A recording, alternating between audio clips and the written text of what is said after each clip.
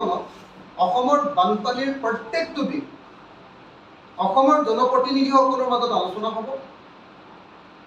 সেই অধিৱেশনত বিতৰ্ক হ'ব আৰু সেই অধিৱেশনত হোৱা বিতৰ্ক আৰু আলোচনাৰ শেষত যি সিদ্ধান্ত হ'ব সেইমতে অসম চৰকাৰে অসমৰ বান নিয়ন্ত্ৰণৰ কাৰণে ব্যৱস্থা ল'ব লাগিব। সেইকাৰণে অসম চৰকাৰক আজিৰ দিনটোত ৰাইজৰ দলৰ প্ৰথম দাবীটো হ'ল যে অচিৰে অসম বিধানসভাত অসমৰ বানপানী সম্পৰ্কে এক্সক্লুচিভ অকল অসমৰ বানপানী সম্পৰ্কে এক বিশেষ অধিৱেশন আয়োজন কৰিব লাগে। আমাৰ দ্বিতীয় দাবীটো হ'ল যে অসমৰ বানপানী আৰু গৰাখহনীয়া এই দুইটা সমস্যা সমাধান কৰিবৰ কাৰণে কেন্দ্ৰীয় চৰকাৰে আমাক 50,000 কোটি টকা এটা দিব লাগে। আমাৰ পোনপটীয়া দাবী, ৰাইজৰ দলৰ পোনপটীয়া দাবী যে কেন্দ্ৰীয় চৰকাৰে অসমৰ বানপানী আৰু গৰাখহনীয়া সমস্যাটোক অৱহেলা কৰিছে। অসমৰ বানপানী আৰু গৰাখহনীয়া সমস্যাৰ কাৰণে তেওঁলোকে পইচা দিয়া নাই আৰু সেইকাৰণে আমি পোনপটীয়াকৈ দাবী উত্থাপন কৰিছোঁ যে কেন্দ্ৰীয় চৰকাৰে অসমৰ বানপানী আৰু গৰাখহনীয়া সমস্যাৰ স্থায়ী সমাধানৰ কাৰণে অসমক 50,000 কোটি টকাৰ এটা পেকেজ দিবৰ ব্যৱস্থা কৰা। আপোনালোকক যদি আমি দেখুৱাওঁ যে 2017 চনত যেতিয়া অসমত ব্যাপক বানপানী হৈছিল, প্ৰধানমন্ত্ৰী নৰেন্দ্ৰ মোদী ডাঙৰীয়া অসমলৈ আহিছিল আৰু তেখেতে কৈছিলে যে অসমক তেখেতসকলে 2,350 কোটি টকা দিব, এটা পেকেজ দিব। আমি জনামতে প্ৰধানমন্ত্ৰী সেই পেকেজৰ এটাও টকা আমি পোৱা। সেইকাৰণে অসম চৰকাৰে এইটো ৰাজহুৱা কৰিব লাগে যে প্ৰধানমন্ত্ৰীয়ে 2017 চনত অসমলৈ আহি অসমৰ বান নিয়ন্ত্ৰণৰ কাৰণে 2,350 কোটি টকা যে দিম বুলি কৈছিলে, এই 2,350 কোটি টকাৰ কেইটকানো এতিয়ালৈকে আমাৰ অসমক দিলে, বিশেষ পেকেজ কেইটকানো আমাক অসমক দিলে, এই কথাটো ৰাজহুৱা কৰাৰ ব্যৱস্থা কৰিব। নম্বৰ 3 এইটো। তাৰপিছত যোৱা 5 বছৰ আমাৰ অসমে প্ৰাকৃতিক দুৰ্যোগৰ নামত ভাৰত চৰকাৰক আমি মুঠ টকা বিচাৰিছিলোঁ 10,885 কোটি টকা। 10,885 কোটি টকা আমি আমাৰ অসমৰ আপোনাৰ বানপানী নিয়ন্ত্ৰণৰ কাৰণে প্ৰাকৃতিক দুৰ্যোগৰ কাৰণে আমি বিচাৰিছিলোঁ 10,885 কোটি টকা যোৱা 5 বছৰ আৰু অসমক এতিয়ালৈকে দিলে তেওঁলোকে 250 কোটি টকা। আপোনালোকে চাওক, 10,885 কোটি টকাৰ 250 কোটি টকা যদি দিয়ে তেতিয়াহ'লে 10% এতিয়ালৈকে তেওঁলোকে টকা দিয়া নাই। গতিকে এইটো এটা দুৰ্ভাগ্যজনক ঘটনা আৰু আমি অচিৰেই অসম চৰকাৰক অসমক ভাৰত চৰকাৰে অসমে বিচৰা যিখিনি পুঁজি সেই পুঁজিখিনি আপোনালোকে সকলোৱে জানে যে বানপানীৰ পাছতে এটা প্ৰতিবেদন দিয়ে কেন্দ্ৰীয় চৰকাৰক এখন মেমৰেণ্ডাম দিয়ে। সেই মেমৰেণ্ডামত পইচাখিনি বিচৰা হয়, কিন্তু দেখা গৈছে যে সেই মেমৰেণ্ডামৰ পইচাখিনি দিয়া নাই। বৰং NDRF কি টকা দিছে সেইটো কথা মই আপোনালোকক কৈ দিছোঁ। 2018-19 বৰ্ষত অসম চৰকাৰে আমি 2,509 কোটি টকা বিচাৰিছিলোঁ আৰু উচ্চস্তৰীয় যিটো সমিতি, চেণ্ট্ৰেল গভৰ্ণমেণ্টৰ যিটো হাই পাৱাৰ কমিটি, সেই কমিটিয়ে আমাক 138.38 কোটি টকা দিব লাগে বুলি কৈছিলে। কিন্তু অসম চৰকাৰে ভাৰত চৰকাৰৰ NDRFৰ পৰা এতিয়ালৈকে এটকাও নাপালে। 2018-19 বৰ্ষত এটকাও নাপালে। বিচাৰিছিলোঁ 2,509.07 কোটি টকা। 2019-20 বৰ্ষত আমি বিচাৰিছিলোঁ 3,237.76 কোটি টকা আৰু উচ্চস্তৰীয় কমিটিয়ে দিবলৈ গ'লে 616.63 কোটি টকা। কিন্তু ভাৰত চৰকাৰে অসমক NDRF অসমক 1 টকাও নিদিলে। এইটো আছিলে 2019-20 বৰ্ষত।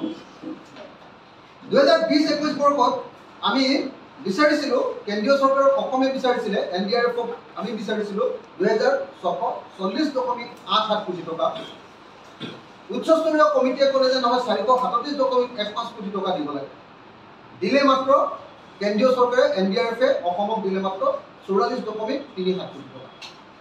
2021-22 বৰ্ষত আমি বিচাৰিছিলোঁ কেন্দ্ৰীয় চৰকাৰৰ পৰা 1,088.18 কোটি টকা। উচ্চস্তৰীয় সমিতিয়ে ক'লে যে 51.53 কোটি টকা দিব লাগে। কিন্তু কেন্দ্ৰীয় চৰকাৰে অসমক বা NDRFে অসমক 1 টকাও নিদিলে, 0 টকা দিলে। 2022-23 বৰ্ষত অসমে কেন্দ্ৰীয় চৰকাৰৰ পৰা বিচাৰিছিলে 1,309.50 কোটি টকা। উচ্চস্তৰীয় কমিটিয়ে ক'লে যে 520.47 কোটি টকা দিব লাগে। আৰু কেন্দ্ৰীয় চৰকাৰে দিলে মাত্ৰ 160.94 কোটি টকা। দেখা গ'ল যে আমি যোৱা 5টা বছৰত কেন্দ্ৰীয় চৰকাৰক বিচাৰিছিলোঁ 10,885 কোটি টকা আৰু কেন্দ্ৰীয় চৰকাৰে সৰ্বমুঠ আমাক 250 কোটি টকাহে কৰিছে। কেন্দ্ৰীয় চৰকাৰে কেনেকুৱাকৈ বান সমস্যাৰ ক্ষেত্ৰত কেনেকুৱা ধৰণৰ মাহিয়া দৃষ্টিভংগীৰে চাইছে এই কথাটো ইয়াত প্ৰতিপন্ন হৈ গৈছে। বিগত 5 বছৰ এইটো হ'ল আমাৰ যেতিয়া দুৰ্যোগ হৈছিলে, মই ইতিমধ্যে যিটো কথা ক'লোঁ, যিটো দুৰ্যোগ হৈছিলে দুৰ্যোগৰ ক্ষতিপূৰণ আমি বিচাৰিছোঁ। আনহাতে বানপানী সমস্যাৰ সমাধান কৰিবৰ কাৰণে আমি বিচাৰিছিলোঁ 10,785.38 কোটি টকা। ইয়াৰ বিপৰীতে আমাক উচ্চস্তৰীয় কমিটিয়ে অনুমোদন দিছিলে যে 1,243.69 কোটি টকা দিব লাগে, কিন্তু বানপানীৰ নামত NDRF-এ আমাক 250.31 কোটি টকা দিয়াৰ বাহিৰে আন 1 টকাও এতিয়ালৈকে কেন্দ্ৰীয় চৰকাৰে আমাক দিয়া নাই। 1 টকাও আমাক দিয়া নাই। গতিকে আমাৰ অসম চৰকাৰৰ সদায় বান নিয়ন্ত্ৰণ কৰিবৰ কাৰণে সদায় পুঁজিৰ অভাৱ ঘটি আহিছে। বান নিয়ন্ত্ৰণৰ কাৰণে কেন্দ্ৰীয় চৰকাৰে কোনো গুৰুত্ব আৰোপ কৰা নাই। খহনীয়া সমস্যা সমাধান কৰিবৰ কাৰণে কেন্দ্ৰীয় চৰকাৰে সামান্যতম গুৰুত্ব আৰোপ কৰা নাই। আৰু সামান্যতম যে গুৰুত্ব আৰোপ কৰা নাই, আমাৰ অমিত শ্বাহ যিজনে অসমক বানমুক্ত কৰাটোৱেই বিজেপি চৰকাৰৰ আটাইতকৈ ডাঙৰ দাবী বুলি কৰি দিছিল, আটাইতকৈ ডাঙৰ প্ৰতিশ্ৰুতি অসমৰ ৰাইজৰ প্ৰতি বুলি কৰি দিছিল, তেখেতে যেতিয়া 50টা পুখুৰী খন্দাই অসমৰ বানপানী মুক্ত কৰি দিম বুলি কয়, সেইটোতে কেন্দ্ৰীয় চৰকাৰৰ প্ৰকৃত যিটো দৃষ্টিভংগী অসমৰ প্ৰতি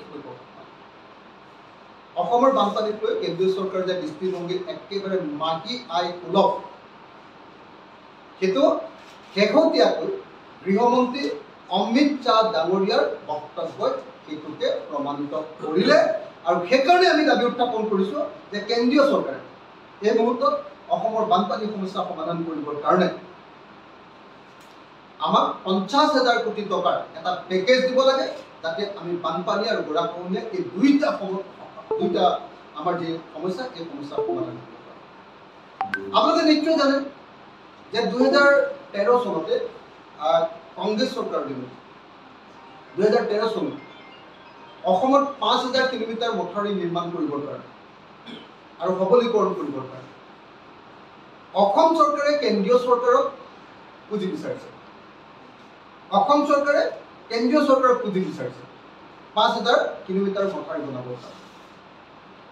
5,000 কিলোমিটাৰ মথাউৰি বনাবৰ কাৰণে কেন্দ্ৰীয় চৰকাৰে সেই তেতিয়াৰ পৰা কেইবাবাৰো অসম চৰকাৰে কংগ্ৰেছ চৰকাৰৰ দিনতো আৰু বিজেপি চৰকাৰৰ দিনতো সোঁৱৰাই দিলে, কিন্তু এতিয়ালৈকে সেই মথাউৰি নিৰ্মাণৰ পুঁজিখিনি এতিয়ালৈকে কেন্দ্ৰীয় চৰকাৰ। গতিকে আমি অসম বাকী ৰাইজৰ হৈ বানপীড়িত আৰু গৰাখহনীয়া পীড়িত ৰাইজৰ হৈ আমি কেন্দ্ৰীয় চৰকাৰৰ ওচৰত দাবী উত্থাপন কৰিছোঁ যে অসমক 50,000 কোটি টকাৰ এটা পেকেজ দিব লাগে। আৰু 50,000 কোটি টকাৰ পেকেজ এটা যদি দিয়ে, তেতিয়াহ'লে অসমৰ বানপানী সমস্যাটোৰ গৰাখহনীয়া সমস্যাটোৰ আমি মোটামুটি এটা মীমাংসা কৰাৰ পৰ্যায়লৈ আনিব পাৰিম। গতিকে আমি এই মুহূৰ্তত কেন্দ্ৰীয় চৰকাৰক এইকেইটা দাবী উত্থাপন কৰিম। এতিয়া মই আপোনালোকক আৰু কেইটামান কথা ক'ব খুজিছোঁ। সেইটো হ'ল যে আজিৰ দিনটোত আমাৰ শিৱসাগৰ বিধানসভা সমষ্টিত পানী কিছু পৰিমাণে কমিছে। শিৱসাগৰত পানী কমিছে, ডিব্ৰুগড়ত অলপ পানী কমিছে। এইটো আমাৰ চৰকাৰে লোৱা ব্যৱস্থাৰ কাৰণে কমা নাই, কিন্তু অৰুণাচলৰ পৰা আহি থকা প্ৰাকৃতিক পানী কমি যোৱাৰ কাৰণে উজনি অসমত এতিয়া কাজিৰঙা মানুহলৈকে এতিয়ালৈকে পানী কমিছে। মানে হাতীমূৰা মথাউৰি মানুহলৈকে, কলিয়াবৰ মানুহলৈকে এতিয়ালৈকে পানী কমিছে। এইফালে এতিয়ালৈকে পানীটো কমা নাই, আৰু এতিয়া নামনি অসমৰ ধুবুৰী, গোৱালপাৰা এইবিলাক অঞ্চলত পানীটো বৃদ্ধি পাই গৈ আছে। আৰু হয়তো 2 বা 3 দিনৰ পাছত সেই অঞ্চলৰ পানীটো লাহেকৈ ব্ৰহ্মপুত্ৰৰ পানী হ্ৰাস পাব আৰু বানপানী সমস্যাটো মানে এতিয়াৰ যিটো দুৰ্যোগ, যিটো ভয়ংকৰ দুৰ্যোগত পৰিণত হৈছে তাতকৈ অলপ কমিব। কিন্তু বানপানীৰ দুৰ্যোগে আমাৰ লাখ লাখ মানুহৰ ঘৰ ধ্বংস কৰিব। আজিৰ দিনটোত আপোনালোকে চাব যে বানপানীৰ পৰা এজন মানুহক কেন্দ্ৰীয় চৰকাৰে ডিজাষ্টাৰ মেনেজমেণ্ট ফাণ্ডৰ পৰা কিমান টকা দিয়ে। আপোনালোকক যদি কওঁ, আজিৰ দিনটোত এটা পৰিয়ালৰ গোটেই যদি কাপোৰ কানিবিলাক নষ্ট হৈ যায় আৰু বাচন বৰ্তন নষ্ট হৈ যায়, পানীয়ে উটুৱাই লৈ যায়, পানীয়ে নষ্ট কৰি দিয়ে, তেতিয়াহ'লে কিমান টকা পায় জানেনে? গোটেই পৰিয়ালটোৰ কাৰণে টকা পায় 5,000 টকা। এইটোৱে হ'ল ডিজাষ্টাৰ মেনেজমেণ্টৰ ক্ষতিপূৰণৰ আজিৰ দিনটোৰ প্ৰকৃত ছবি। আনহাতে এটা পকা ঘৰ যদি একদম সম্পূৰ্ণৰূপে ভাগি যায় বা এটা কেঁচা ঘৰো যদি সম্পূৰ্ণৰূপে ভাগি যায়, সম্পূৰ্ণৰূপে ভাগি যোৱা ঘৰটোৰ কাৰণে সেভিয়াৰলি ডেমেজ আৰু ফুললি ডেমেজ, তেতিয়াহ'লে অকল 1,20,000 টকাহে দিয়ে। এটা RCC ঘৰ বনাবৰ কাৰণে আজিৰ দিনটোত অতি কমেও 20 লাখ টকা লাগে। কিন্তু RCC ঘৰ এটা যেতিয়া পুৰা বানপানী উঠুৱাই লৈ যায়, পুৰা গোটেই ঘৰটো ভাঙি চুৰমাৰ কৰি দিয়ে, এতিয়া আমাক কেন্দ্ৰ আৰু ৰাজ্য চৰকাৰে ডিজাষ্টাৰ মেনেজমেণ্ট ফাণ্ডৰ পৰা আমাক দিয়ে মাত্ৰ 1,20,000 টকা। ইয়াৰ কেনেকুৱা ধৰণৰ নিম্নতম আপোনালোকে নিজে সকলোৱে অনুমান কৰি লোৱাৰ দৰকাৰ। এটা কেঁচা ঘৰ যদি আধা ভাগে তেতিয়াহ'লে অকল 4,000 টকা। এটা পকা ঘৰ যদি আধা ভাগে, পাৰ্চিয়েলি ডেমেজ বুলি যাক কয়, তেতিয়াহ'লে 6,500 টকা। এটা যদি জুপুৰি ঘৰ ভাগি যায় তেতিয়াহ'লে 8,000 টকা দিয়ে অকল জুপুৰি। আৰু এটা যদি গোহালি ঘৰ যদি ভাগি যায় তেতিয়াহ'লে অকল 3,000 টকা। এইটো মানে বানপীড়িত ৰাইজ, দুৰ্যোগ পীড়িত ৰাইজৰ প্ৰতি এটা অপমান। গতিকে আজিৰ দিনটো আমি দাবী উত্থাপন কৰিব খুজিছো যে যি মানুহৰ মানে কাপোৰ আৰু বাচন বৰ্তন নষ্ট হয়, সেই পৰিয়ালটোক মিনিমাম 1 লাখ টকা দিয়াৰ ব্যৱস্থা কৰা হয়। এটা পকা ঘৰ যদি সম্পূৰ্ণৰূপে ডেমেজ হৈ যায়, RCC ঘৰটোৰ কাৰণে অতি কমেও 20 লাখ টকা, আসাম টাইপৰ পকা ঘৰটোৰ কাৰণে অতি কমেও 15 লাখ টকা, আৰু কেঁচা ঘৰটোৰ কাৰণে অতি কমেও 10 লাখ টকা দিয়াৰ ব্যৱস্থা কৰা হয়। এইটো হ'ল ৰাজ্য দলৰ আমাৰ দাবী। ইয়াৰ বিপৰীতে দিয়ে 1,20,000 টকা মাত্ৰ ফুললি ডেমেজ। কেঁচা ঘৰ এটা আধা ভাগিলে মানে দিয়ে 4,000 টকা। আমি ভাবো যে কেঁচা ঘৰ এটা আধা ভাগিলে মানে মিনিমাম 2.5 লাখ টকা দিব মিনিমাম। পকা ঘৰ এটা আধা ভাগিলে মানে দিয়ে 6,500 টকা, এইটো মিনিমাম 5 লাখ টকা দিব আধা ভাগিলে, মিনিমাম 5 লাখ টকা। আৰু জুপুৰি ঘৰ এটা 8,000 টকা দিয়ে, এইটো মিনিমাম জুপুৰি ঘৰ এটা ভাগিলে মিনিমাম 2 লাখ টকা দিয়া হয়। আৰু ভঁৰাল ঘৰ এটা যদি কি কয় আপোনাৰ গোহালি ঘৰ এটা যদি ভাগি যায় তেতিয়াহ'লে কেৱল আজিৰ দিনটোত 3,000 টকা দিয়ে। আমি দাবী কৰিছো যে গোহালি ঘৰ এটা ভাগিলে মিনিমাম 2 লাখ টকা এটা দিয়াৰ ব্যৱস্থা কৰিব লাগে, যাতে সঁচা সঁচিকে এটা গোহালি ঘৰ মানুহে আকৌ বনাব পাৰে। এইকেইটা হ'ল আজিৰ দিনটোত অসম চৰকাৰ আৰু ভাৰত চৰকাৰৰ ওচৰত আমাৰ দাবী। এই কামটো কৰিবলৈ হ'লে আমি এটা কাম কৰিব লাগিব। এই কামটো কৰিবলৈ হ'লে ভাৰত চৰকাৰৰ যিখন আমাৰ ভাৰত চৰকাৰৰ যিখন মানে হেৰি আছে, এপ্ৰিল 2020ৰ যিখন নটিফিকেশ্যন আছে, যিখন নটিফিকেশ্যনত মানে existing guidelines and norms of state disaster response fund, তাত যিখন নটিফিকেশ্যন আছে 2020 চনৰ, সেই 2020 চনৰ নটিফিকেশ্যনখন বদলাব লাগে। আৰু বদলাই আমাৰ ডিজাষ্টাৰ মেনেজমেণ্টৰ পৰা ক্ষতিপূৰণৰ পৰিমাণ বঢ়াব লাগে। এই দাবী আমি উত্থাপন কৰিছোঁ। নহ'লে বানপানীৰ পৰা মানুহৰ প্ৰতি কেতিয়াও সেইটো ন্যায় কৰা হয়। এতিয়া আমি আপোনালোকক কেইটামান অত্যন্ত বানপানী সম্পৰ্কে কেইটামান অত্যন্ত গুৰুত্বপূৰ্ণ কথা। গুৰুত্বপূৰ্ণ কথাটো হ'ল যে অসমৰ বানপানীৰ বিষয়ে যদি আমি ক'ব খোজোঁ তেতিয়াহ'লে অসমৰ বানপানীৰ ক্ষেত্ৰত দেখা গৈছে যে অসমত মুঠ ফ্লাড প্লেইন এৰিয়া আছে, একদম সদায় বানপানী হোৱা এৰিয়া, গোটেই বেছিভাগ সময়তে বানপানী হোৱা এৰিয়া আছে 39.58% মাটি বা 31,05,31.05 লাখ হেক্টৰ মাটিত অসমত বানপানী হয়। সদায় বানপানী হয়, মানে ইমানখিনি মাটিত অসমৰ বানপানী হয়। আৰু অসমৰ মুঠ যিমান মাটি আছে তাৰ 10.2% মাটিত এভাৰেজ সদায় বানপানী। অসমত যিমান মাটি আছে, অসমৰ সৰ্বমুঠ মাটি যিমান, তাৰ 10.2% মাটিত সদায় বানপানী। সেই বানপানী হোৱা মাটিৰ পৰিমাণটো হ'ল 31.05 লাখ হেক্টৰ। আৰু এই অসমৰ ইমানখিনি মাটিত টোটেল ইমানখিনি মাটিত এতিয়া অসমৰ 39.58% মাটিত বানপানী হয়, 39.57% মাটিত বানপানী হয়।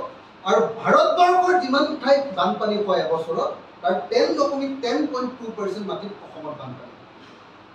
মই আকৌ কথাটো অকণ কওঁতে ভুলিছিলে কাৰণে মই আকৌ ৰিপিট কৰি দিছোঁ। অসমত প্ৰত্যেক বছৰে বানপানী হোৱা এলেকাৰ পৰিমাণ 31.05 লাখ হেক্টৰ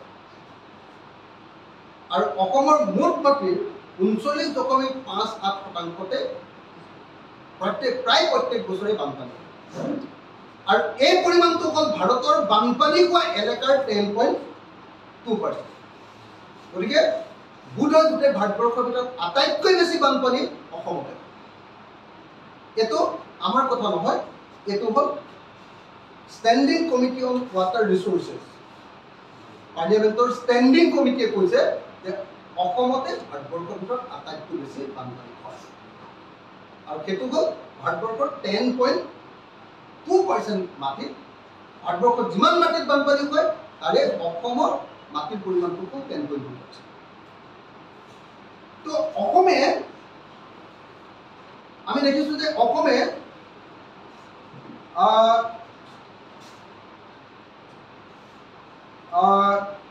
অসমত খহনীয়া 2021 চনলৈকে সৰ্বমুঠ 4,27,000 হেক্টৰ মাটি খহনীয়াত অসমৰ গুচি গ'ল। আৰু এইটো হ'ল অসমৰ মুঠ মাটিৰ 7%। আৰু অসমে বছৰি 8,000 হেক্টৰ মাটি প্ৰত্যেক বছৰে খহনীয়া কৰিব পাৰে। গতিকে এইটো এটা অত্যন্ত ভয়ংকৰ ঘটনা। এই ভয়ংকৰ অসমতে ভাৰতবৰ্ষৰ ভিতৰত আটাইতকৈ বেছি বানপানী হ'ল।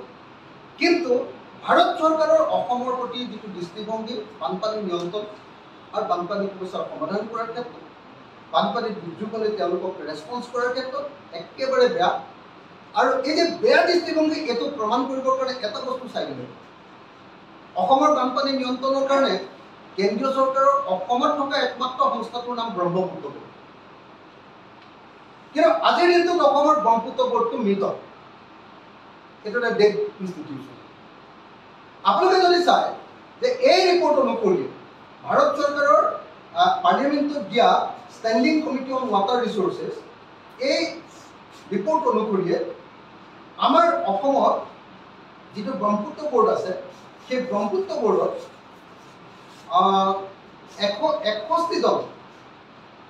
61টা চেংচন পোষ্ট আছে আৰু তাৰে 61টা পোষ্টেই আচলতে ভেকেণ্ট আছে। আৰু অসমৰ technical post, non technical post আছিলে অসমত 154 আৰু 254 পোষ্টৰ ভিতৰত 168টা, 254টা পোষ্টৰ ভিতৰত ব্ৰহ্মপুত্ৰ বোৰ্ডত 168টা পোষ্টতে এতিয়া ভেকেণ্ট হৈ আছে। তাত এতিয়ালৈকে মানুহক নিযুক্তি দিয়া। এতিয়া প্ৰমাণ কৰিছে যে ব্ৰহ্মপুত্ৰ বোৰ্ড এতিয়া বগাহাটী, ব্ৰহ্মপুত্ৰ বোৰ্ড এতিয়া বিফাং, অৰ্থাৎ কেন্দ্ৰীয় চৰকাৰে অসমৰ বান নিয়ন্ত্ৰণৰ কাৰণে প্ৰতিষ্ঠা কৰা একমাত্ৰ অনুষ্ঠান ব্ৰহ্মপুত্ৰ বোৰ্ড। এই অনুষ্ঠানটো কেন্দ্ৰীয় চৰকাৰে মানি লৈ অসমৰ প্ৰতি যে কেন্দ্ৰীয় চৰকাৰৰ বান নিয়ন্ত্ৰণৰ কাৰণে কোনো দায়বদ্ধতা নাই, এইটোকে প্ৰতিপন্ন কৰিছে। এতিয়া আমি যদি আপোনালোকক কওঁ যে অসমৰ বানপানী নিয়ন্ত্ৰণ কৰিবৰ কাৰণে আজিৰ দিনটোত আচলতে কেৱল এটাই ব্যৱস্থা গ্ৰহণ কৰা, সেইটো হ'ল মথাউৰি। মথাউৰি নিৰ্মাণৰ বাহিৰে বানপানী নিয়ন্ত্ৰণ কৰিবৰ কাৰণে অসম চৰকাৰৰ কোনো ধৰণৰ পৰিকল্পনা, কোনো ধৰণৰ আঁচনি, কোনো ধৰণৰ গৱেষণা, কোনো ধৰণৰ একশ্যন প্লেন একোৱেই নাই। গতিকে ৱাটাৰ ৰিচোৰ্চ ডিপাৰ্টমেণ্টটো এটা বন্ধ্যা ডিপাৰ্টমেণ্ট। ৱাটাৰ ৰিচোৰ্চ ডিপাৰ্টমেণ্টটো কেৱল মথাউৰি নিৰ্মাণ কৰা ডিপাৰ্টমেণ্ট। ৱাটাৰ ৰিচোৰ্চ ডিপাৰ্টমেণ্টটোৰ কোনো ভিজন নাই।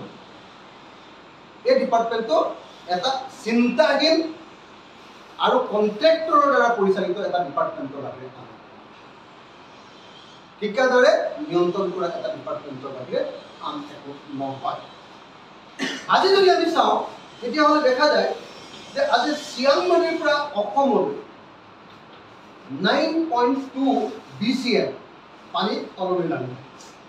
9.2 BCM পানী তললৈ নামি আহে, যিটো 9.2 BCM মাটি আচলতে চিয়াং বেচিনতে আচলতে যদি ৰখাই দিব পাৰিলে তেতিয়াহ'লে অসমত বানপানী নহয়।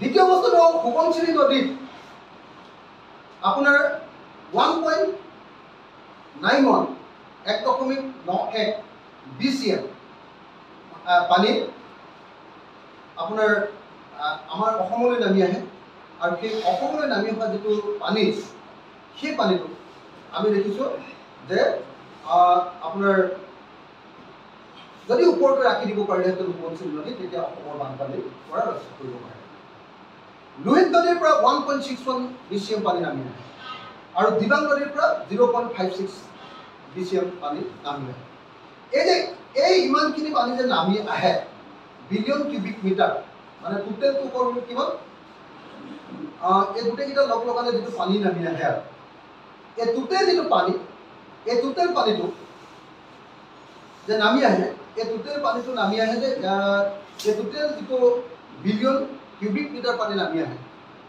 এই পানীখিনি যদি ওপৰত ৰখাব পৰা নাযায় অৰুণাচল প্ৰদেশতে ৰাখিব পৰা নাযায় আৰু তাৰ কাৰণে যদি ইণ্টাৰনেশ্যনেল ৰিলেশ্যন এটা গঢ়ি নুঠে চাইনা বা তিব্বতৰ লগত তেতিয়াহ'লে কোনো পৰ্যায়ত অসমৰ বানপানী সমস্যা সমাধান কৰা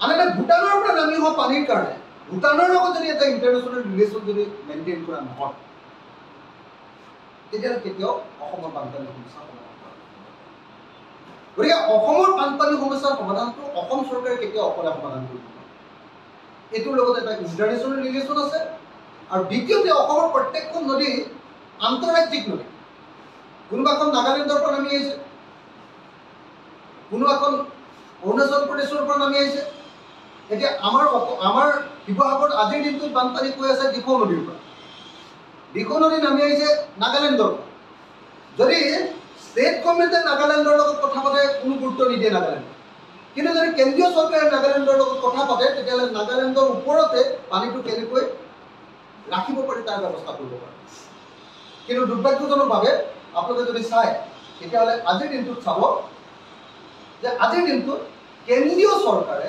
এতিয়ালৈকে বান নিয়ন্ত্ৰণ বিভাগ নামৰ কোনো ডিপাৰ্টমেণ্ট এতিয়ালৈকে তৈয়াৰ কৰা আটাইতকৈ ডাঙৰ কথা আপোনালোকক যদি কওঁ এইটো আচলতে ডাঙৰ মিথ এটা আমাৰ ভাৰতৰ সংবিধানত আজিৰ দিনটোলৈকে ফ্লাড কণ্ট্ৰল বা ফ্লাড মেনেজমেণ্ট এই শব্দ দুটা এতিয়ালৈকে ভাৰতৰ সংবিধানত এইটোৱে হ'ল আজিৰ দিনটোৰ আটাইতকৈ ডাঙৰ basic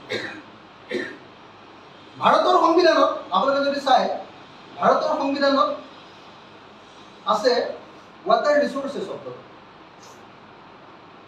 water supplies irrigation canals drainage embankment water storage আৰু ৱাটাৰ পাৱাৰ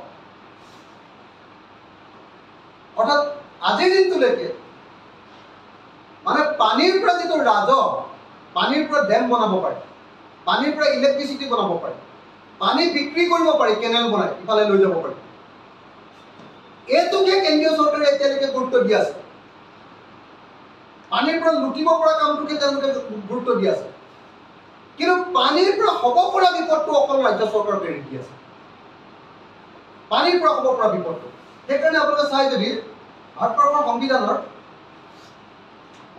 সংবিধানৰ কনষ্টিটিউশ্যন অফ ইণ্ডিয়া আপুনি যদি চাই এন্ট্ৰি 17 অফ লিষ্ট 2 মানে ষ্টেট ছাবজেক্ট ভাৰতৰ সংবিধানত আজিৰ দিনটোতো ড্ৰেইনেজ আৰু এনভাইৰনমেণ্ট এই দুটা শব্দও আনকি ষ্টেট গভৰ্ণমেণ্টৰ তাত মানে বানপানী নিয়ন্ত্ৰণ শব্দটোৱে নাই সংবিধানত বানপানী নিয়ন্ত্ৰণৰ লগত জড়িত দুটা শব্দ আছে এটা হ'ল ড্ৰেইনেজ আৰু এটা হ'ল এনভাইৰনমেণ্ট সেই দুটাই দায়িত্ব আকৌ ৰাজ্য চৰকাৰ সেই দুটাৰ দায়িত্ব আকৌ কেন্দ্ৰীয় চৰকাৰ নাই কিন্তু ইলেক্ট্ৰিচিটি জেনেৰেশ্যন এইটো আকৌ কেন্দ্ৰীয় চৰকাৰ পানীৰ মালিক আকৌ কেন্দ্ৰীয় চৰকাৰ ইণ্টাৰষ্টেটৰ ৰিভাৰৰ মালিক আকৌ কেন্দ্ৰীয় চৰকাৰ মানে সম্পদটোৰ মালিক পানীৰ মালিক হ'ল কেন্দ্ৰীয় চৰকাৰ আৰু সমস্যাটোৰ মালিক হ'ল আমি ৰাজ্য চৰকাৰ এইটোৱে হ'ল আজিৰ দিনটোত ভাৰতৰ সংবিধান ভাৰতৰ আইন আৰু ভাৰতৰ সংসদে মানে সমস্যাৰ প্ৰতি দৃষ্টিভংগী দিয়াৰ আচল ছবি গতিকে ডেফিনেটলি এই বিষয়টোৱে আমি বহুত কাম কৰিবলগীয়া আছে কিন্তু আটাইতকৈ ডাঙৰ যিটো কাম আজিৰ দিনটোত কৰিবলগীয়া কাম যে উদ্ধাৰ কাৰ্যত ৰাজ্য চৰকাৰ ব্যৰ্থ হৈছে। কেইবাজনো মানুহ ইতিমধ্যে মৃত্যু ঘটিলে। এতিয়ালৈকে বানপানীত আমাৰ হাতত যিটো তালিকা আছে ৪৭ জন মানুহ বানপানী আৰু বানপানীৰ ৰিলেটেড ঘটনা অসমৰ 47 জন মানুহ এতিয়ালৈকে মৃত্যু ঘটিছে। য'ত বানমুক্ত অসমৰ কথা কৈছে তাত অকল আহাৰ মাহলৈকে ৪৭ জন মানুহৰ মৃত্যু ঘটিছে। গতিকে অসমৰ বানমুক্ত কৰাৰ যিটো পৰিকল্পনা এইটো যে এটা প্ৰশাসন, এইটো যে মিছা প্ৰতিশ্ৰুতি, এইটো যে নিৰ্বাচনী জুমলা, এইটো প্ৰমাণিত কৰিব, এইটোক লৈ আৰু ক'বলৈ গ'লে। কিন্তু তাতকৈ ডাঙৰ কথা যে বানপানীৰ পৰা মানুহক দিয়া যিটো ৰেচন, মই অলপ আগতে যিটো গাই দিলোঁ আপোনালোকক, ৰেচনৰ যিটো পৰিমাণ, এই ৰেচনৰ পৰিমাণটোৱে আচলতে এটা ঔপনিবেশিক দৃষ্টিভংগীকে তুলি ধৰিছে। ৰেচনৰ পৰিমাণ আপোনালোকক মই যিটো অলপ আগতে ক'লোঁ যে আপোনাৰ কাপোৰৰ আৰু বাচন বৰ্তনৰ কাৰণে অকল টকা ৫,০০০, যদি উঠি গুচি গ'ল টকা ৫,০০০, ঘৰ এটা উঠি গুচি গ'ল আপোনাৰ কাপোৰ আৰু বাচন বৰ্তনৰ কাৰণে টকা ৫,০০০। এইটো ঔপনিবেশিক দৃষ্টিভংগী। ভিক্ষাৰীক কেন্দ্ৰীয় চৰকাৰে দিয়া, ভিক্ষাৰীক মানুহে যে ভিক্ষাৰীক দিয়ে ৫০ পইচা এটা যে দি থৈ আহে, ওচৰতে ৫,০০০ দিয়ে, এক কাপ কফি খালে, ওলাই আহোঁতে ভিক্ষাৰীজনক ৫০ টকা এটা খুচুৰা পইচা, ৫০ পইচা এটা আছে নেকি বুলি খুচুৰা পইচা এটা দি দিয়ে। কেন্দ্ৰীয় চৰকাৰে ডেম বনাই আমাৰ পৰা ইলেক্ট্ৰিচিটিটো লৈ যায়, আৰু আমাৰ যেতিয়া ঘৰ ভাগে পানীৰে, যেতিয়া কাপোৰ উঠি যায় আৰু যেতিয়া বাচন বৰ্তন উঠি যায়, আমাক টকা ৫,০০০ দিয়ে। এইটো হ'ল ৰাজ্য চৰকাৰ আৰু কেন্দ্ৰীয় চৰকাৰ দৃষ্টিভংগী। ঘৰটো যেতিয়া ভাগি যায়, আমাৰ ঘৰটো যেতিয়া ভাগি যায়, এতিয়া ১,২০,০০০ টকা দিয়ে, একেবাৰে কমপ্লিট ভাগি গ'লে। পকা ঘৰ, RCC ঘৰ ভাগি গ'লেও দিয়ে, আপোনাৰ আছাম টাইপ ঘৰ ভাগি গ'লেও দিয়ে, কেঁচা ঘৰ ভাগি গ'লেও অকল ১,২০,০০০ টকা দিয়ে। এইটো একদম ঔপনিবেশিক দৃষ্টিভংগী। যিটো আমি ক'লোঁ যে যিটো RCC ঘৰৰ কাৰণে ২০ লাখ টকা দিব লাগে, আছাম টাইপৰ পকা ঘৰটোৰ কাৰণে ১০ লাখ টকা, ১৫ লাখ টকা, আৰু কেঁচা ঘৰটোৰ কাৰণে অতি কমে ১০ লাখ টকা দিব লাগে। এইটো হ'ব, এইটো দৃষ্টিভংগীলৈ আগবাঢ়িব লাগে। এইটো ঔপনিবেশিক দৃষ্টিভংগী। মই ক'লোঁ যে ৫,০০০ টকা দি একাপ কফি খালে, ওলাই আহোঁতে মানে বাহিৰত থকা ভিক্ষাৰীজনক ৫০ পইচা এটা বিচাৰি পাৰ্চৰ ভিতৰৰ পৰা, পকেটৰ ভিতৰৰ পৰা ৫০ পইচা এটা উলিয়াই দিয়ে, গাত তলতাকে তেনেকৈ দিয়া বস্তু। কেঁচা ঘৰ এটা পাৰ্চিয়েলি ভাগি গ'লে মাত্ৰ ৪,০০০ টকা দিয়ে। কেনেকুৱা দুৰ্ভাগ্যজনক আপোনালোকে ভাবক। পকা ঘৰ এটা আধা ভাগি গ'লে ৬,৫০০ টকা দিয়ে। কেনেকুৱা দুৰ্ভাগ্যজনক আপোনালোকে ভাবক। এটা জুপুৰি ভাগি গ'লে মাত্ৰ ৮,০০০ টকা কমপ্লিট ভাগি গ'ল, আৰু গোহালি ঘৰ এটা ভাগি গ'লে মাত্ৰ ৩,০০০ টকা। অতি কমে গোহালি ঘৰটো ভাগি গ'লে ২ লাখ টকাটো মিনিমাম দিব লাগে, নহ'লে গোহালি ঘৰ এটা বনোৱাটো সম্ভৱ নহয়। গতিকে আমি কেন্দ্ৰীয় চৰকাৰক এই দৃষ্টিভংগী মানে আঁতৰ কৰিবৰ কাৰণে, আৰু বিশেষভাৱে অসমৰ মুখ্যমন্ত্ৰীজন ইমান কথা চহকী মুখ্যমন্ত্ৰী, তেওঁৰ মতেতো এতিয়া অসমৰ ভাৰতবৰ্ষৰ গোটেই কেন্দ্ৰীয় মন্ত্ৰীবিলাক তেওঁৰ মতে চলে। কৈ আহ বুলি ক'লে মানে অসমলৈ আহি যায় বুলি কৈছে। এতিয়াতো মই ভাবোঁ যে যিজন মুখ্যমন্ত্ৰীয়ে কৈছে ঐ আহ বুলি ক'লে কেন্দ্ৰীয় মন্ত্ৰী তেওঁৰ ঘৰলৈ আহি যায় চাহ খাবৰ কাৰণে, সেই কেন্দ্ৰীয় মন্ত্ৰীজনক ক'ব লাগে যে অসমৰ বানপানীৰ পৰা মানুহবিলাকক যে তোমালোকে কাপোৰ আৰু বাচন বৰ্তন উঠি গ'লে টকা ৫,০০০ দিয়া, সেইটো মিনিমাম ১ লাখ টকা কৰিব। পকা ঘৰ এটা ভাগি গ'লে যে মাত্ৰ ১,২০,০০০ টকা দিয়া, RCC ঘৰ এটা ভাগি গ'লে সেইটো কমেও ২০ লাখ টকা কৰিব। আধা ভাগি গ'লে যে কেঁচা ঘৰ এটাত ৪,০০০ টকা কৰিবলৈ দিয়ে, সেইটো মিনিমাম ৫ লাখ টকা কৰিবলৈ ক'ব লাগে কেঁচা ঘৰ।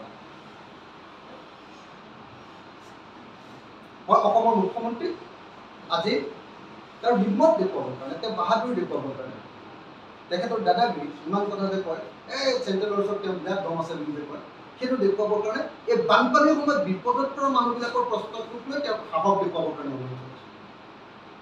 এনেই আমাৰ মানুহৰ ওপৰত আৰু আপোনাৰ এনকাউণ্টাৰ কৰি বাহাদুৰি দেখুৱাই থাকি লাভ নাই। চেণ্ট্ৰেল গভৰ্ণমেণ্টৰ ওচৰত তেওঁ সাহস দেখুৱাব লাগে যে অসমৰ মানুহৰ কাৰণে ইমান পইচা আমাক লাগে, আৰু যদি নিদিয়ে তেতিয়াহ'লে আমি নামানো, দিব লাগে, এনেকৈ ক'ব। কাৰণ তেওঁৰ মতে বোলে কেন্দ্ৰীয় মন্ত্ৰীবিলাকে তেওঁক মাতি দিলেও বুলি কৈ দিয়াৰ লগে লগে বোলে তেওঁৰ ঘৰত চাহ খাব লাগে, সেইটো কৰিব। তো এতিয়া দ্বিতীয়তে আমাৰ বান নিয়ন্ত্ৰণ মন্ত্ৰীজন আপোনালোকে নিজে চাওক, তেওঁৰ নিজৰ গৃহ জিলা নগাঁৱত মানুহৰ পৰিস্থিতি কি হৈছে তেওঁ নিজে কওঁ।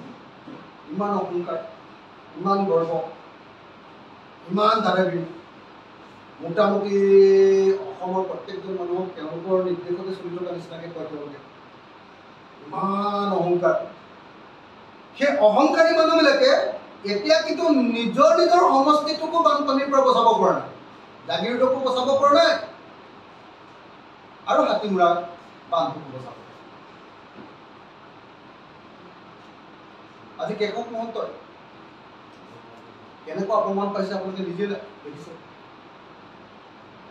কেশৱ মহন্ত মানুহে যিবিলাক বাক্য কৈছে, মোকতো তেনেকুৱা এটা বাক্য ক'লে মই সেইদিনাৰ পৰা মন্ত্ৰী এৰিলোঁ, একদিনত মন্ত্ৰী এৰিলোঁ। যিবিলাক বাক্য কেশৱ দাক কৈছে, কেশৱ দা বুলিকে তেওঁ মন্ত্ৰী হৈ আছে। মোকতো তেনেকৈ গালি পাৰিলে মই সেইদিনাই এৰিলোঁ। মই এনেকুৱা অপমানিত হ'ব নোৱাৰোঁ, মই ব্যৰ্থ হৈছোঁ বুলি মই এৰি দিলোঁ। কেশৱ দাক যিবিলাক গালি পাৰিছে, যিবিলাক তেওঁ ভোটাৰ হয়, তেওঁ গোটেই জীৱনেই ইলেকশ্যনত জিকাই আছে, কোনোদিন হৰুৱাই নাই, সেই মানুহবিলাকে কেশৱ মহন্ত ডাঙৰীয়াক এইবাৰ অশ্লীল গালি গালাজ কৰিছে। কি গালি বুলি কয় এইবিলাকক অসমীয়া? অবাইচ গালি দিছে, অবাইচ গালি দিছে। কুকুৰে নোপোৱাকৈ গালি দিয়া বুলি যে কয়, কেশৱ মহন্ত ডাঙৰীয়াক কুকুৰে নোপোৱাকৈ গালি দিছে। কুকুৰে কাঁইট নোপোৱাকৈ গালি দিছে ন, কুকুৰে কাঁইট নোপোৱাকৈ গালি দিছে। কুকুৰেও কাঁইট চুবাবলৈ লাজ কৰে, তেনেকুৱা গালি। এনেকুৱা গালি কেশৱ মহন্ত ডাঙৰীয়া দিছে। সেই গালিটো কেশৱ মহন্ত ডাঙৰীয়াৰ প্ৰাপ্য বাৰু, কিন্তু বেছি প্ৰাপ্যটো আচলতে পীযুষ হাজৰিকা ডাঙৰীয়া। অসমৰ আটাইতকৈ অহংকাৰী, আটাইতকৈ গৰ্বিত, বুকু ফিল্ডাৰে সকলো সময়তে কথা কৈ থকা পীযুষ হাজৰিকা ডাঙৰীয়াটো আচলতে আজিৰ দিনটোততো লাজে পাব লাগিছিল। তেওঁ পদত্যাগ কৰিব লাগিছিল। তেওঁতো পদত্যাগ কৰিবৰ কাৰণে আৰু ধুনীয়া মানে সুযোগ আহিছিলে। আপোনালোকে সকলোৱে জানে যে আজি কেইদিনমানৰ আগত পীযুষ হাজৰিকা ডাঙৰীয়াই তেখেতেতো কৈছিলে যে যোৰহাটত যদি গৌৰৱ গগৈ জিকে আৰু যোৰহাটত যদি বিজেপি হাৰে, তেতিয়াহ'লে পীযুষ হাজৰিকা ডাঙৰীয়া ৰাজনীতিত যাব। আজিৰ দিনটোত আপোনালোকে দেখিবলৈ পাব বিজেপি নেতা, ৰাজস্থানৰ মন্ত্ৰী, কৃষি মন্ত্ৰী, বিজেপি নেতাজনে, তেওঁৰ নাম কিৰোদীলাল মীনা। কিৰোদীলাল মীনাই কৈছিলে যে মোৰ জন্মস্থান দৌচাত যদি বিজেপিয়ে হাৰে, তেতিয়াহ'লে মই কিৰোদীলাল মীনাই পদত্যাগ কৰিম। আৰু আজি সংবাদ মাধ্যমত আমি সকলোৱে গম পালোঁ যে ৰাজস্থানৰ কৃষিমন্ত্ৰী কিৰোদীলাল মীনাই তেখেতে নিৰ্বাচনৰ আগত দিয়া প্ৰতিশ্ৰুতি অনুসৰি যদি তেওঁৰ লোকসভা সমষ্টিটোত হাৰে, তেতিয়াহ'লে তেওঁ মন্ত্ৰীসভাৰ পৰা পদত্যাগ কৰিম বুলি কৈছিলে, আৰু আজি তেওঁ পদত্যাগ কৰিলে। এতিয়া যদি যোৰহাট লোকসভা সমষ্টিত তপন গগৈ হাৰে, তেতিয়াহ'লে আমাৰ পীযুষ হাজৰিকা ডাঙৰীয়াই কৈছিলে যে মই পদত্যাগ কৰিম, মই আৰু ৰাজনীতিত নাথাকোঁ, মই ৰাজনীতিৰ পৰা সন্ন্যাস লম। এতিয়া আমি পীযুষ হাজৰিকা ডাঙৰীয়াৰ পৰা খবৰটো ল'বলৈ ৰৈ আছোঁ। এইকেইদিন বাৰু বানপানী হৈ আছে, নালাগে বাৰু, আৰু 7 দিনমান সময় দিছোঁ বাৰু, 7 দিনমানৰ ভিতৰত শুকাই যাব পাৰে। আমি আশা কৰিম যে 7 দিনৰ পাছত তেওঁ আগতেই কৰিব লাগিছিলে, তেওঁ লাজ পাব লাগিছিলে, তেওঁ বহুত অহংকাৰী মানুহ। তেওঁৰ নিচিনা দাদাগিৰি কৰা মানুহ অসমতে কম আছে। তেওঁ অনবৰতে নিজৰ স্বাভিমানৰ কথা কৈ থাকে। কোনোবাই তেওঁক অহংকাৰী বুলি ক'লেও বেয়া পায়, কোনোবাই তেওঁক বিফল হৈছে বুলি ক'লেও বেয়া পায়, তেওঁক ধপধপাই থাকে। ইমান অহংকাৰত থকা, ইমান আত্মসন্মানৰ কথা কোৱা পীযুষ হাজৰিকা ডাঙৰীয়াই ৰাজস্থানৰ কৃষিমন্ত্ৰী মীনা ডাঙৰীয়াৰ নিচিনাকৈ হাৰিলে, মোৰ সমষ্টিত হাৰিলে, লোকসভাত হাৰিলে, বিজেপি হাৰিলে, পদত্যাগ কৰিমেই বুলি কৈ এতিয়া কৃষিমন্ত্ৰীজনে পদত্যাগ কৰিলে, আৰু আমাৰ পীযুষ হাজৰিকা ডাঙৰীয়াই একদম মন্ত্ৰীসভাত নিজৰ স্থানটো একেবাৰে হেঁচি হেঁচি টানি টানি লৈ আছে। ৰাজনীতি ত্যাগ কৰাটো বাদেই দিয়ক, এতিয়া উল্টাই চব মানুহক গালিয়ে পাৰি আছে, এই আমাক বিজেপিক কিয় ভোট দিবি।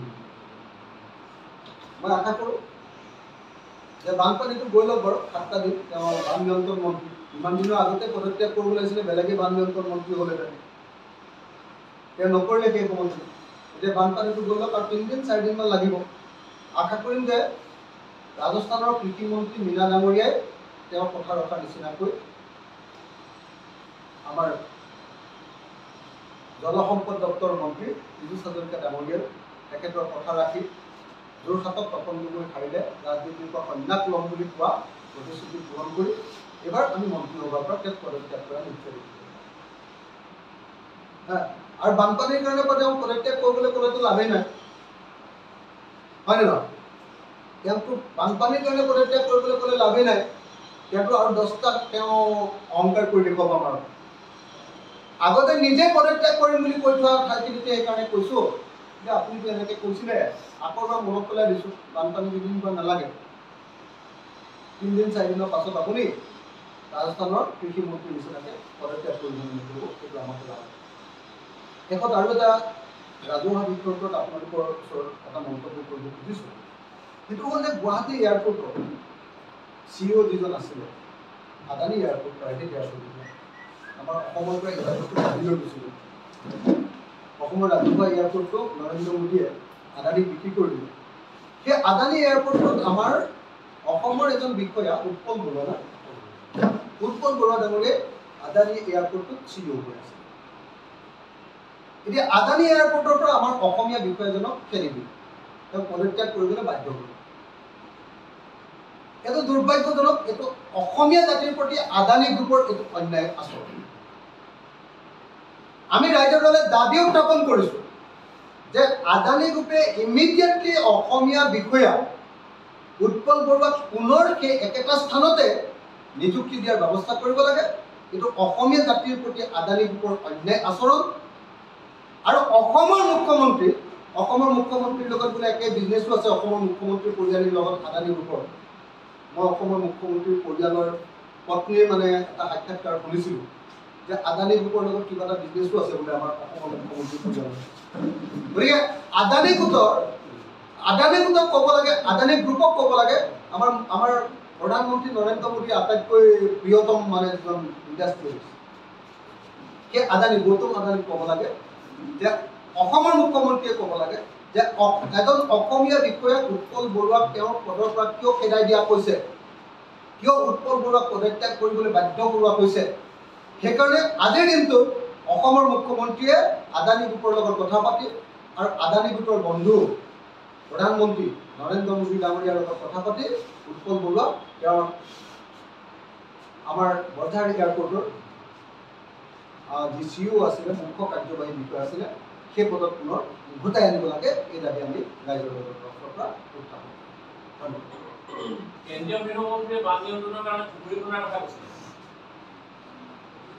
মানে মই অলপ আগতে কৈ গ'লো যে অমিত শ্বাহ ডাঙৰীয়াই অসমৰ বানপানীৰ বিষয়ে একো নাপায়, অসমৰ বানপানীৰ গভীৰতাটোৰ বিষয়ে একো নাপায়। নজনাটো স্বাভাৱিক, কাৰণ কেন্দ্ৰীয় চৰকাৰৰ অসমৰ প্ৰতি মাহিয়াৰ দৃষ্টি। সেইকাৰণে এতিয়া ফ্লাড নিয়ন্ত্ৰণ ডিপাৰ্টমেণ্টটো এতিয়ালৈকে অকল ষ্টেট গভৰ্ণমেণ্টৰ এটা আছে। অসমৰ পানীৰ মালিক কেন্দ্ৰীয় চৰকাৰ, ইণ্টাৰ ষ্টেটৰ মালিক কেন্দ্ৰীয় চৰকাৰ, অসমত বিজুলী উৎপাদন হ'লে তাৰ মালিক কেন্দ্ৰীয় চৰকাৰ, কিন্তু অসমত বানপানী হ'লে তাৰ মালিক আমাৰ অসম চৰকাৰ। বানপানীৰ গৰাখহনীয়াৰ মালিক আমি ৰাজ্য চৰকাৰ, হিমন্ত বিশ্ব শৰ্মা তাৰ মালিক আজিৰ দিনত, আৰু নৰেন্দ্ৰ মোদী মালিক ইয়াৰ পৰা উৎপাদন হোৱা ইলেক্ট্ৰিচিটিবিলাকৰ টকাৰ মালিক।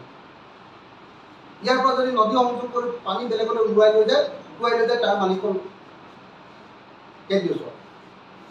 গতিকে যিহেতু কেন্দ্ৰীয় চৰকাৰে অসমক সদায় মাহিয়াৰ দৃষ্টিকোণেৰে চায়, তেওঁলোকৰ আটাইতকৈ ডাঙৰ প্ৰতিশ্ৰুতি আছিলে 2021 চনৰ নিৰ্বাচনৰ আটাইতকৈ ডাঙৰ প্ৰতিশ্ৰুতি বিজেপিৰ আছিলে যে অসমক বানমুক্ত কৰিব, বানমুক্ত অসমীয়া আছিলে আটাইতকৈ ডাঙৰ প্ৰতিশ্ৰুতি। এই প্ৰতিশ্ৰুতি জে পি নাড্ডাই দিছিলে, এই প্ৰতিশ্ৰুতি গৃহমন্ত্ৰী অমিত শ্বাহে দিছিলে। এতিয়া বানপানীৰ পৰা মুক্ত কৰিবৰ কাৰণে ভাৰতবৰ্ষৰ ভিতৰত আটাইতকৈ বেছি বানপানী হয় অসমত 10.2% মাটিত ভাৰতবৰ্ষৰ যিমান বানপানী হয় তাৰ 10.2% মাটিত অসমৰ বানপানী তো তাক নিয়ন্ত্ৰণ কৰিবৰ কাৰণে কেৱল 50টা পুখুৰী খান্দিব লাগিব। গতিকে মই আহ্বান জনাইছোঁ যে অমিত শ্বাহ আহিব লাগে, অসমৰ কোন কোন ঠাইত 50টা পুখুৰী খান্দিব লাগে সেইটো দেখুৱাই দিব লাগে। আৰু এই 50টা পুখুৰী খন্দাৰ যিটো ঠিকা কিন্তু অমিত শ্বাহে নিজে ল'বনে নে তেওঁৰ পুতেক জয় শ্বাহে ল'বনে নে তেওঁৰ ইয়াৰ পাৰ্টনাৰ হিমন্ত বিশ্ব শৰ্মাই ল'ব নে পীযুষ হাজৰিকাৰ কোনোবা ঠিকাদাৰে ল'ব, সেইটো কৈ দিলে কথাটো চাফা হৈ যায়, শেষ হৈ যায়। আৰু এজন কেন্দ্ৰীয় মন্ত্ৰীয়ে মাত্ৰ 50টা পুখুৰী খান্দি যদি অসমৰ নিচিনা এটা জ্বলন্ত সমস্যা সমাধান, বানপানীৰ নিচিনা জ্বলন্ত সমস্যাটো সমাধান কৰাৰ কথা কয়, এইটো অসমীয়া জাতিৰ প্ৰতি অপমান। গতিকে মই গৃহমন্ত্ৰীক ইয়ালৈ আহি অসমৰ মানুহৰ ওচৰত তেওঁক ক্ষমা খুজিবৰ কাৰণে আৰু বানপানীৰ সময়ত মানে মইতো শুনো যে ভাৰতবৰ্ষৰ প্ৰধানমন্ত্ৰী নৰেন্দ্ৰ মোদীয়ে বোলে আমাৰ অসমক খুব ভাল পায়, য়োগা কৰিলে বোলে অসমৰ গামোচাখন লৈহে তেওঁ বহুত মৰম। কিন্তু অসমৰ মানুহ যেতিয়া বানপানীত পৰে তেওঁ এবাৰো নাই। মণিপুৰৰ মানুহ যেতিয়া এথনিক ক্লিনজিঙত পৰে, যেতিয়া গৃহযুদ্ধ হয়, চিভিল ৱাৰ হয়, তেতিয়া তেওঁ এবাৰো নাই। এতিয়া উত্তৰ পূৰ্বাঞ্চলৰ অসমৰ প্ৰতি কেন্দ্ৰীয় চৰকাৰৰ দৃষ্টিভংগী নহয়নে? গতিকে এই মুহূৰ্তত ৰাইজৰ দলে দাবী উত্থাপন কৰিছোঁ যে নৰেন্দ্ৰ মোদীয়ে অসমৰ বানপানী চাবলৈ আহিব, গৃহমন্ত্ৰী অমিত শ্বাহে অসমৰ বানপানী চাবলৈ আহিব। নিৰ্বাচনৰ আগত আমি শুনি আছিলোঁ যে অসমলৈ কিবা প্ৰত্যেক 15 দিনৰ মূৰে মূৰে কেন্দ্ৰীয় মন্ত্ৰী আহে বুলি শুনিছিলোঁ ন? বিজেপিয়ে কৈছিলে ন অসমলৈ প্ৰত্যেক 15 দিনৰ মূৰে মূৰে বোলে কেন্দ্ৰীয় মন্ত্ৰী এজন আহে। এতিয়া বানপানীৰ সময়ত অসম ডুবি আছে, ককপকাই আছে, লাখ লাখ মানুহৰ ঘৰ উঠি গৈছে, 47জনকৈ মানুহ মৰিছে, তাৰ পাছতো এতিয়ালৈকে ভাৰতবৰ্ষৰ প্ৰধানমন্ত্ৰীয়ে গামোচাখন লৈ এবাৰৰ কাৰণেও অসমলৈ নাহে। তেওঁ য়োগাত তুলি থকা গামোচাখন, এইখনতো অসমীয়া গামোচা নহয়, এইখন আমাৰ হেৰিয়াৰটো কয় সৰ্বানন্দ সোণোৱালৰ যে গুৰু কি নাম কৃষ্ণগুৰুৰ গামোচাখন, এইখনতো অসমীয়া গামোচা নহয়, সেইখনতো পায় কৃষ্ণগুৰুৰ গামোচাখনতো অসমীয়া গামোচা নহয়,